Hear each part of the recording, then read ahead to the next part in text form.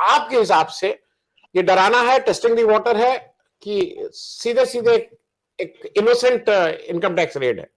ब्रिजेश जी नमस्कार। मैं income tax की रिपोर्टिंग कवरेज की हुई है।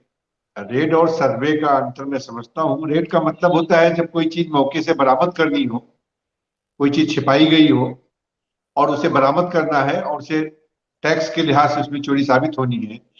उसमें ज्यादातर होता है कि सोने चांदी गहने या कोई ऐसी प्रॉपर्टी आपने कंस्ट्रक्ट कर ली है जो आपके पिछले किसी लेन देन में दिखाया ना गया हो। जाहिर सी बात है कि बीबीसी कॉर्पोरेशन यहाँ पर ना तो कुछ प्रोडक्ट करता है, ना कोई कंस्ट्रक्ट कर रहा है, ना कोई इसने प्रॉपर्टी बनाई हुई है, ना कोई ऐसा उसकी जमा संपत्ति है जिसको वहां बरामद करना हो।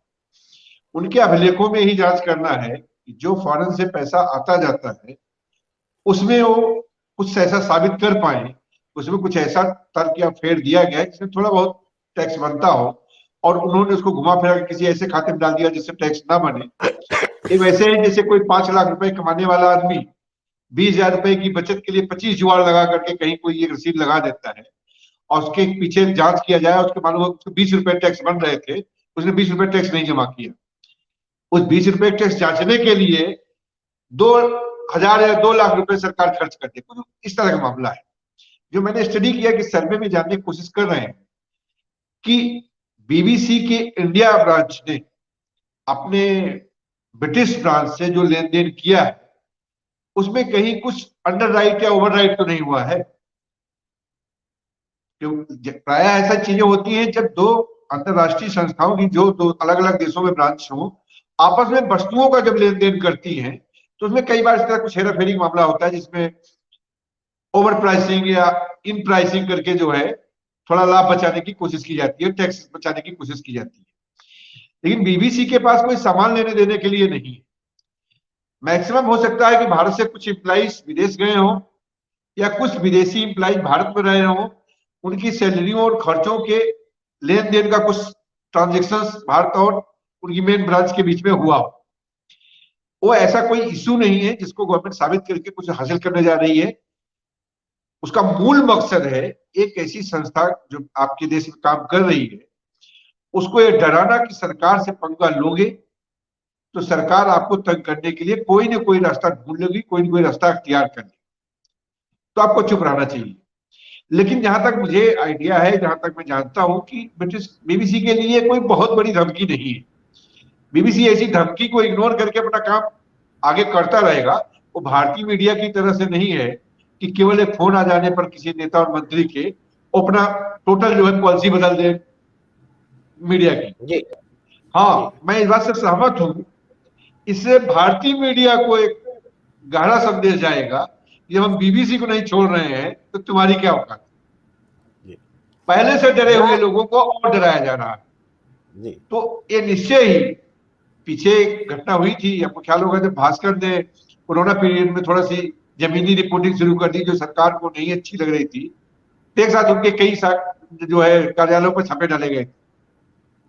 उसके बाद से मुझे तो नहीं लगता प्रिंट मीडिया में कोई ऐसा हाउस है जो सरकार के किसी ऐसे फैसले पर सीधी उंगली उठाने की हिम्मत कर पाया हो। कभी मुख्य धारा का तो कोई मीडिया में ऐसा नहीं। लेकिन फिर भी छोटी मोटी जो सोशल आइडियाज पे दूसरी चीजों में लोग लिख पढ़ रहे हैं। अब इस कार्रवाई के बाद वो और डर जाएंगे। वो सरकार क्या सोच सकता है कि प्री अप्रूवल की प्रक्रिया शुरू हो जाए, एक आदमी बैठा दिया जाए हर मीडिया हाउस में कि अखबार छपने जाने से पहले सारा कंटेंट देख ले और ओके कर दे, उसके बाद सुबह छप के अखबार फील्ड में जाए। निहायत बुरी स्थिति है। डरे हुए लोगों को डराया जा रहा। मैं तो सिर्फ इतना कहूंगा जो ऑलरेडी डरे हुए। ब्रिजेश जी जल्दी से एक चीज ये बताइए, एक ये भी हमारे कुछ दर्शक पूछ रहे हैं, उनका ये कहना है कि ये जो काम हुआ है, ये जो एक पक्ष के लोग जिनको कई लोग आम भाषा में, मैं वो टर्म यूज नहीं करता हूं, जो इस प्रेजेंट नेतृत्व के पक्ष में है और उनको लगता है बहुत अच्छा कर रहे हैं, जिनको लोग आम भाषा में भक्त बोलते हैं, उनके पास कुछ काम नहीं था, उनको इस समय कुछ मिल नहीं रहा था क्योंकि राहुल गांधी के मामला भी चिपक गया, फिर मोदी ने जवाब तो दिया लेकिन मजा नहीं आया। उनको कुछ काम देना था जिससे वो कुछ काम देना है। तो ये क्या कुछ लोगों का कहना है कि वो उनको काम देने के लिए या उस पक्ष को सेटिस्फाई करने के लिए काम किया गया है, क्योंकि जिन आपने इतना बड़ा बना दिया है कि उस जिन को अगर काम नहीं देंगे तो आपको तंग करने लगेगा। दूसरा, कई लोग ये कह रहे हैं कि अघोषित आपातकाल है। ये अघोषित आपातकाल है कि आपातकाल है? दोनों चीजों पे। जी, भक्तों को काम देने वाली बात प्लान नहीं होता है। भक्तों को तो जो मतलब उनके आका करे वो सब उनके लिए काम है।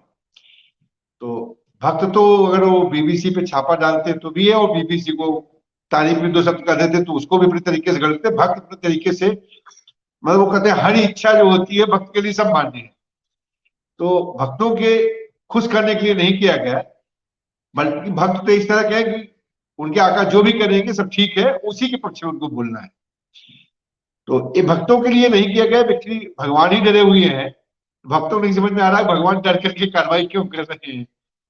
और ये भक्तों को एहसास है, खास करके मैं जिन्हें कहता हूं कि जो भी पूरी तरह भक्त नहीं हुए थे, सिर्फ समर्थक थे, उनकी तो बहुत सारी जो उम्मीदें हैं टूट रही, और वो दबे छिपे बोलना शुरू कर दिए हैं। मैं देखता हूँ टिप्पणी करने वालों की संख्या भी तेजी से घटी है, और वो घुमा फिरा उनको भी कहीं अंदर से महसूस होता है कि वो कांग्रेस के साथ नहीं खड़े हो सकते, वो किसी विपक्षी नेता के साथ नहीं खड़े हो सकते, इसलिए अब उन्हें इस जो युगल जोड़ी है भाजपा की, इसके साथ भी खड़े होने में बहुत मतलब जो है गर्व नहीं महसूस हो रहा है। लेकिन अब मजबूरी है कि वो इस घर के अलावा कोई दूसरा घर देखे नहीं है, तो कहाँ जाए। अभी कुछ लोग उसमें बैठे अपना थोड़ा बहुत बोलते रहते हैं, उनको भी लग रहा है कि वो चीजें उतनी सही नहीं है, उतना उनको भी नहीं कन्विंस कर पा रही। दूसरा सवाल क्या था आपका?